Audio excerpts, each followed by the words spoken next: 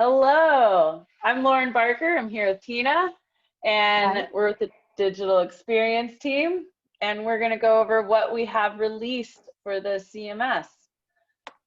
And Tina's going to go take it away. I'm going to get this started. I'm going to share my screen for a second because, here we go. Can you see this GIF? Yeah. All right. Good. So I wanted to distract everyone with this GIF that Lauren shared with me. It's become our sprint mascot. We're calling the sprint our super sprint because, as the name suggests, we've accomplished big things. So a quick review of our goals. We wanted to get a working MVP version of the CMS editor onto the topics pages. We wanted to implement some foundational layout updates and start applying the design system to the components for the topic pages. And we also got a head start, or wanted to get a head start on their second content release, which is the blog. I'm going to stop my share and I'm going to pass it over to Lauren to about some engineering stuff. I love that snail. That's how I feel whenever I ship code. I'm like, woo! So good. So released 2 content types. The first content type that is now editable with the CMS are topic pages. And I will go ahead and share my screen. Yeah.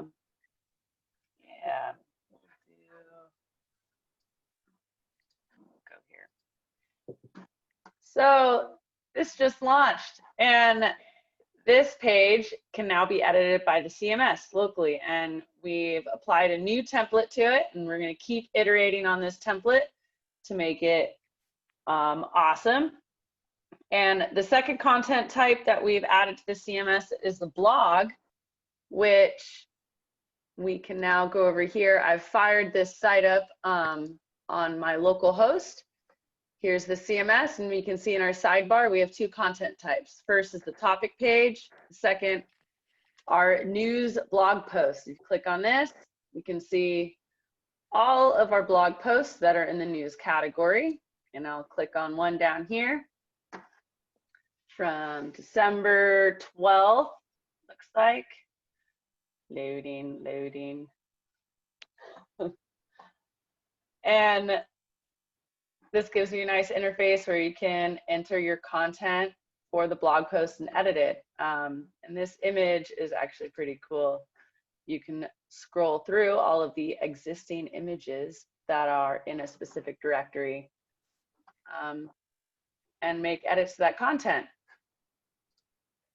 Our first content type that we introduced are these topic pages. And right now there's only one topic page that is using this new template infrastructure, and that's our continuous integration and continuous delivery page. And here is where you'll be able to enter all the content for this page, like your title, your SEO description, what's gonna display in the header body. So if we go over here, we can see up here, this is where all this content now lives. Something I wanted to point out, which is pretty cool, this suggested content piece is we can add unlimited number, and all you have to do is place the URL of the blog article that you want to display at the bottom of the topics page, and it will automatically pull in that correct blog, the blog image, title, description, and link. And that is super cool. So that's the code that's been released and is now live. I'll pass it off to Tina for our UX and wires. Just gonna share my screen again. Step 1. Are you seeing the GitLab right now?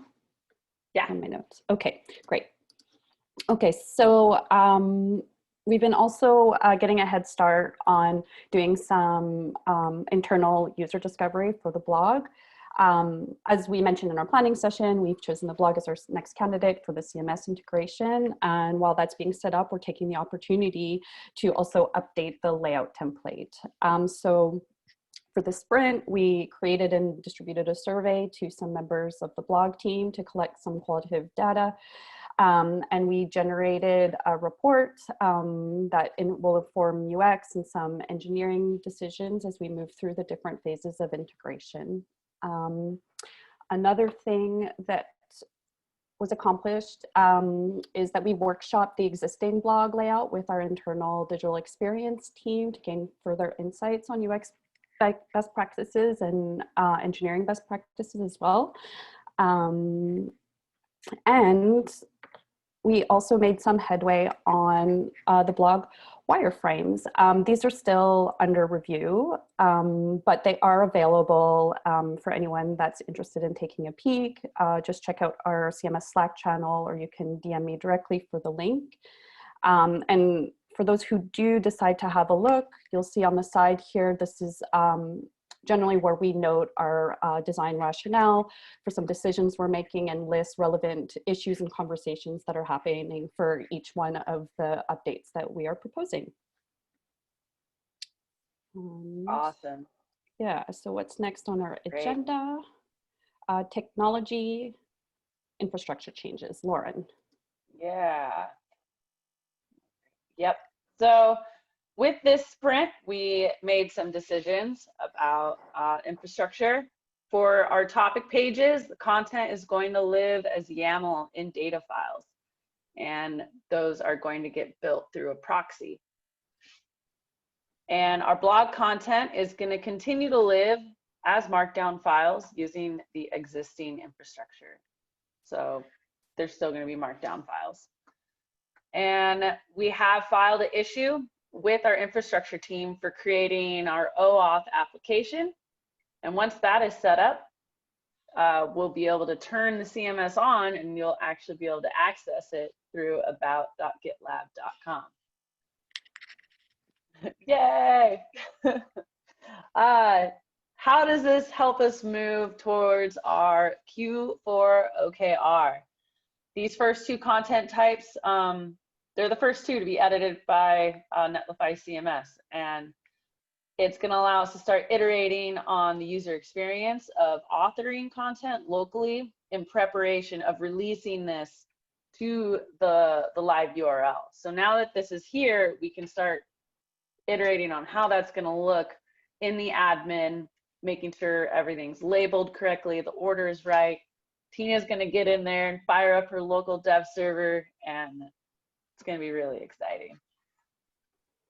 From a UX standpoint, because editorial content is an integral part of an inbound marketing strategy, giving content creators tools to work efficiently and also reducing technical friction helps keep them stay focused on their content goals. And also obviously updating layouts to meet current UX and design best practices further positions GitLab as trusted industry leaders, as well as educators, which will hopefully attract and engage users. And so that the content team can continue to build meaningful relationships with them. And that's how we are moving closer to our Q4 OKRs. And this is live. Yeah, release date is next on our agenda, and it's live. It's live.